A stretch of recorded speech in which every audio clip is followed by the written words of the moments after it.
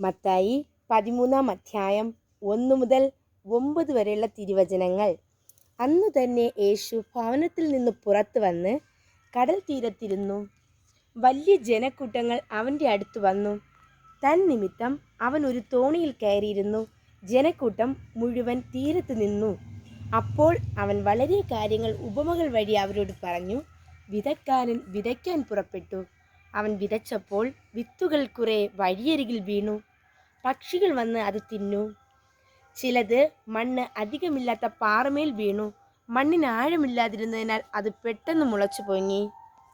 സൂര്യൻ ഉദിച്ചപ്പോൾ അത് വെയിലേറ്റ് വാടുകയും വേരില്ലാതിരുന്നതിനാൽ കരിഞ്ഞു പോവുകയും ചെയ്തു.